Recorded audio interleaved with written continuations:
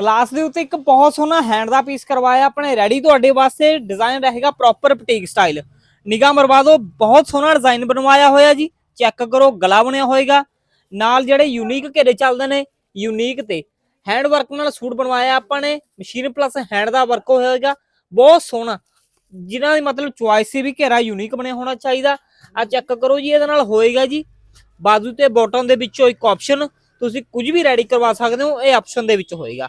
नाल रहने वाला 2.5 मीटर का जी लैसिंग वर्क वाला dupatta boutique style. Colour combination दुपट्टियां दे बहुत सोहने लगाए ने, बहुत सोहने लग रहे हैं जी। सूट का भी मतलब यूनिक बनया होया, बहुत सोहना सूट लग रहा। कलर आ गए ने दे विच बहुत सोहने यूनिक कलर ने। थोड़ी पूरी कलैक्शन दे विच कोई कलर नहीं रहेगा इन्हां दे विचों। ਇਹ ਤੁਹਾਨੂੰ ਸੂਟ ਆਪਾਂ ਦਵਾਂਗੇ ਬਹੁਤ ਵੱਡੀ ਆਫਰ ਦੇ ਉੱਤੇ। ਤੁਸੀਂ 85 669 56000 ਤੇ ਕਾਲ ਕਰਕੇ ਹੁਣੇ ਸੂਟ ਆਪਣਾ ਬੁੱਕ ਕਰੋ ਜਾਂ ਸਾਡੇ ਸਟੋਰ ਮਲੇਰਕੋਟਲਾ ਵਿਜ਼ਿਟ ਕਰੋ। ਥੈਂਕ ਯੂ ਜੀ।